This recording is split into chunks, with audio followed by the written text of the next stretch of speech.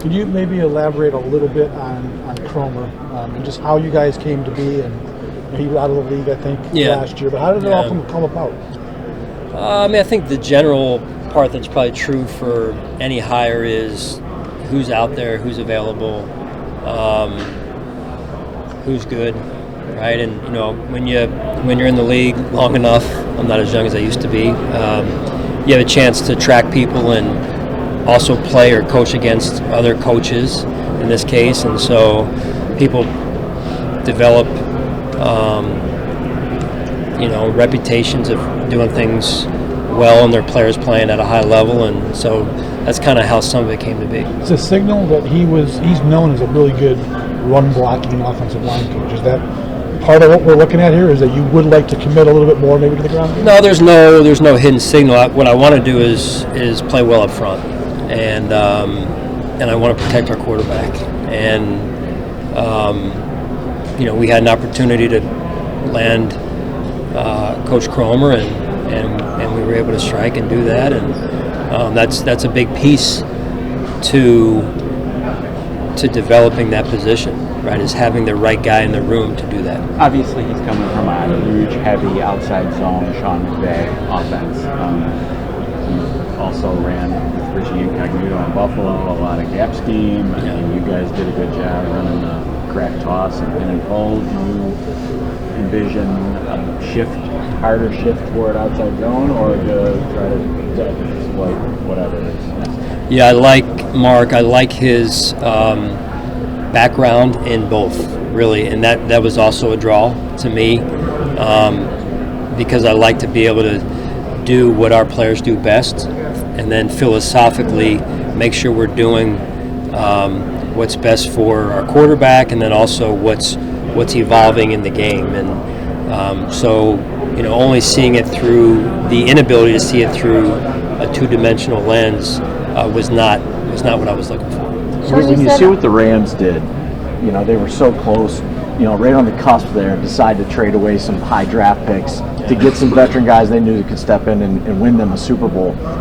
Do you feel like that's a one-off, or is that maybe a trend that we could see around the NFL?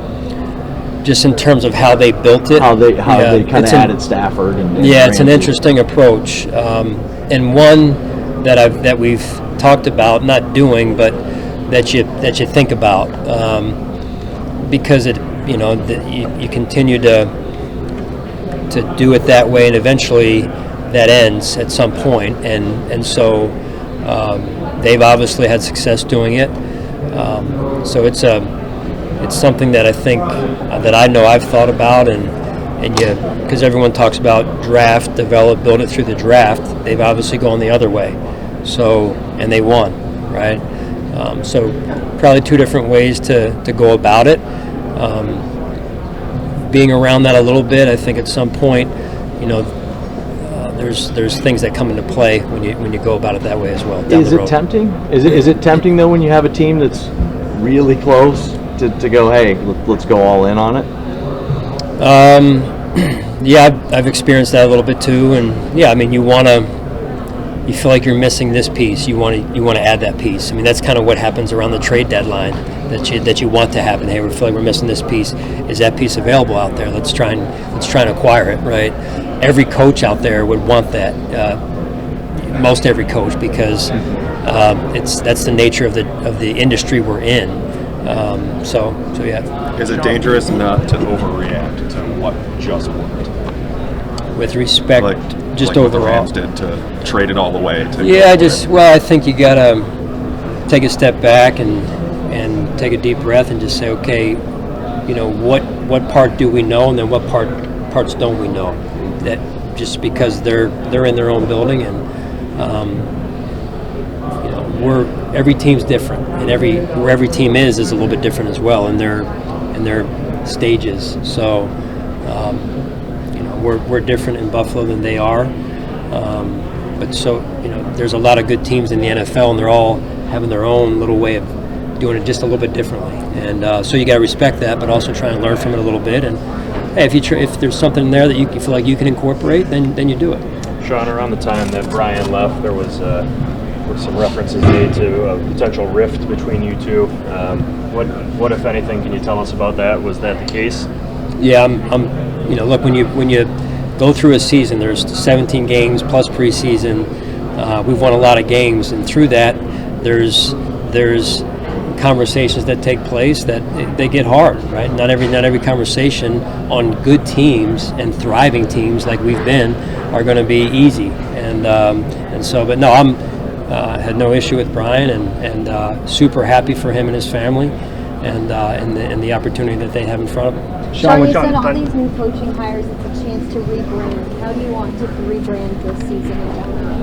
Well, I just think overall you're able to take a step back. We now and going into year 6, and we've done a lot of good things, but also with the change, some of the we had a lot of continuity last year, and that's good too. But that also it brings challenges as well. So now we're able to infuse some new ideas, some young coaches into our system as well, and to develop them, and that's what you have to continually do. Just being with Andy over the years, and when you win, they want a piece of what you do and how you do it, so they start grabbing. And you're seeing on the personnel side, you're seeing on the coaching side, some of our just even non-coaching staff as well. So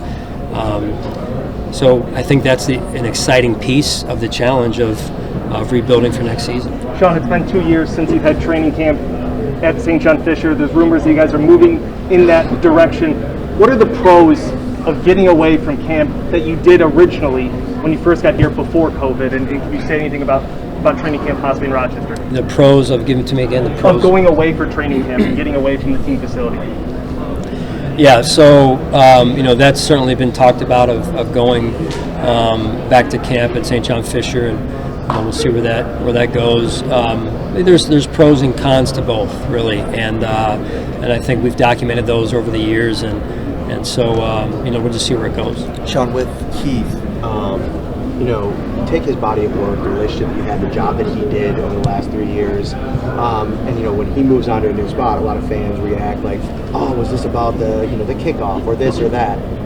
What can you tell us about that? And a lot of people don't know Matthew Smiley's been here longer than he has, which is kind of an interesting dynamic as well. Yeah, so super happy for Heath as well. Opportunity in Jacksonville for him and his family, and but also super happy at the same time for Matt Smiley. To your point, he's been here a long time, and since 2017, and he's been a guy that's been an assistant through his whole career, but he's so respected around the league. Like when we promoted Matt, the outpouring of support for him and the other special teams coaches that were out there were just happy to see him finally get his shot, because they know how he's worked and how supportive he was, and being the team player with Heath. And we brought Heath in, who had less experience, and put him over the top of Matt. So that's not easy, but to me it speaks to who Matt is as a person, who he is as a team player, and he learned through that, right? And so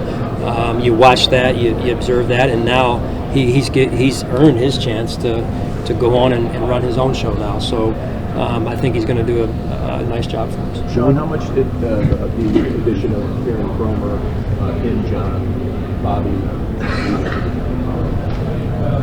I'm not going to get into Tim one guy versus the other. I'm happy for Bobby. So I'm happy for us to get a chance to add a coach like Aaron Cromer. When you had a chance to debrief and reflect on it for a while now, a couple of months, what happened in the last 13 seconds in regulation against Kansas City? Yeah, to me, again, like I said before, it comes down to execution, which starts and ends with the head coach, and so that's really what I said after the game. That's where I am now.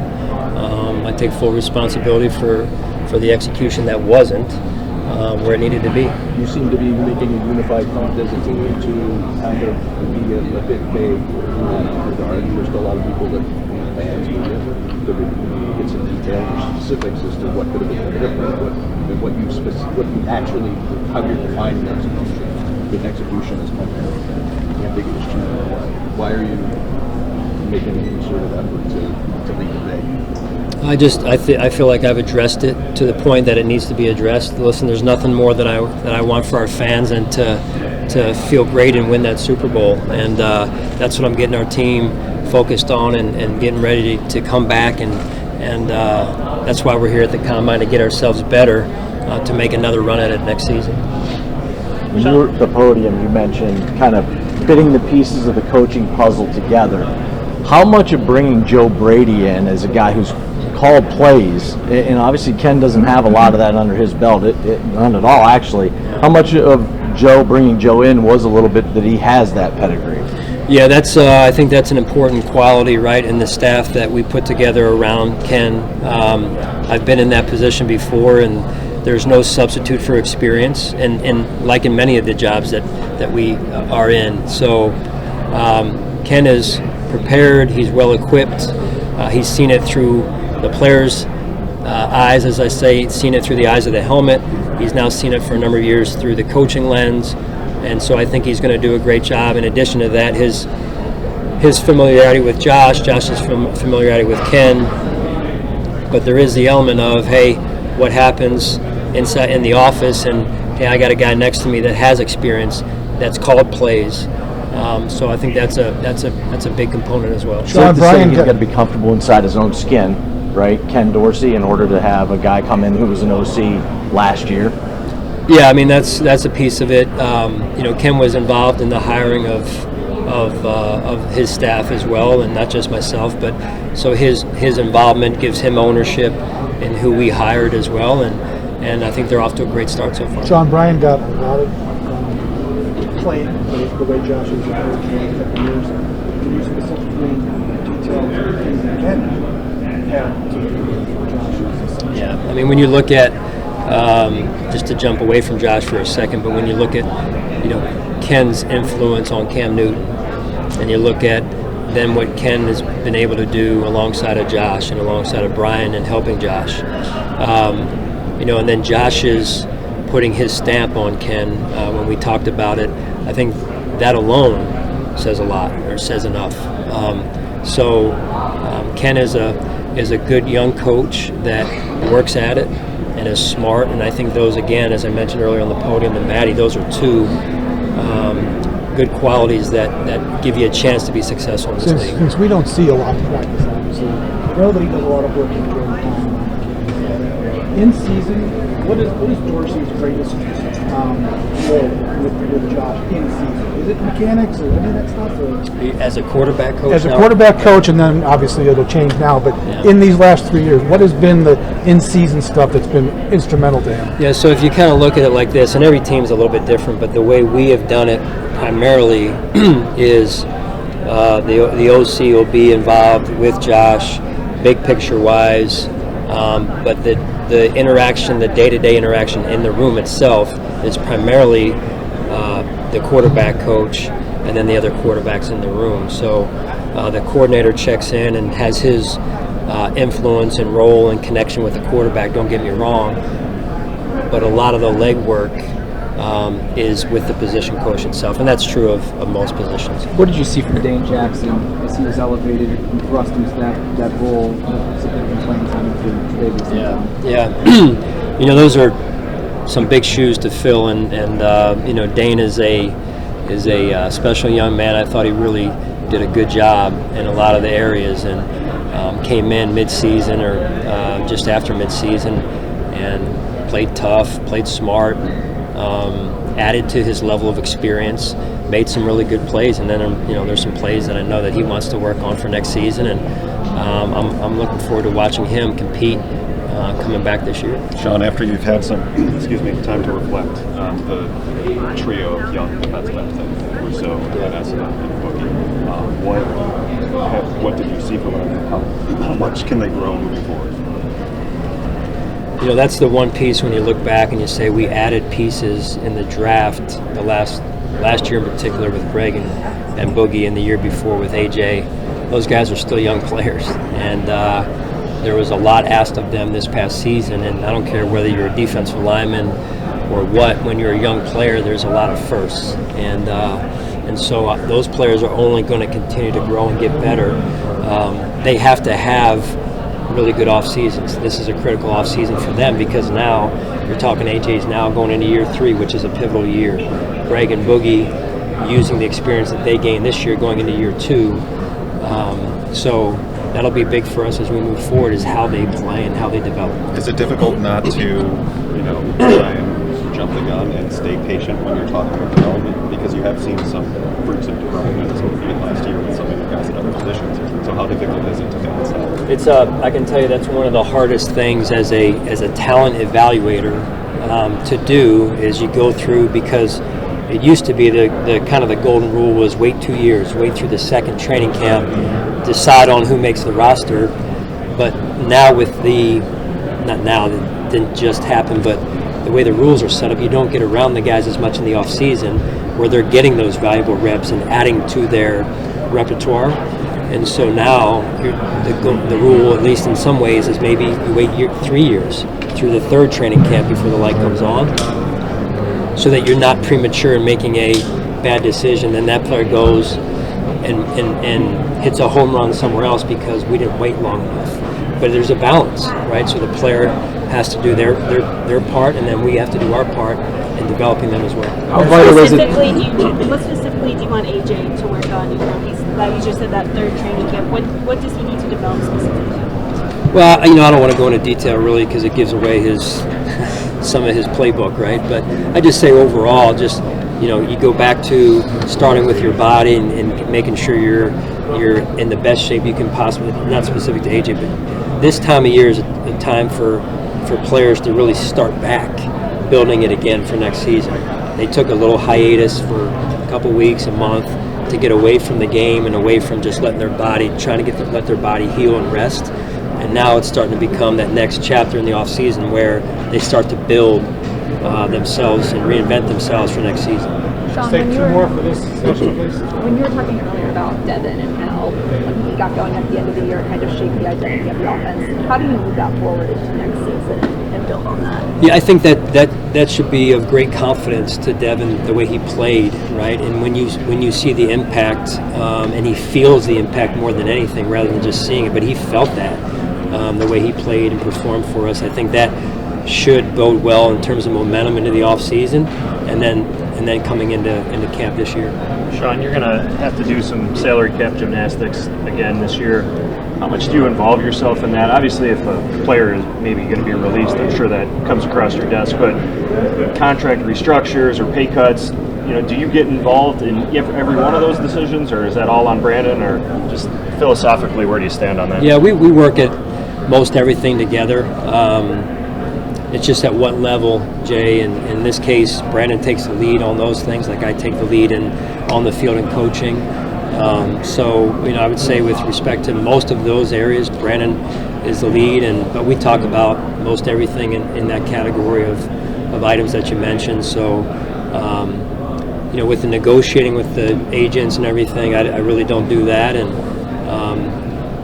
but I always try and at least have a feel for where things are, and just try and hopefully sometimes bridge a gap if I can help bridge a gap. What's your general sense of where you stand in relation to the cap heading into free agency?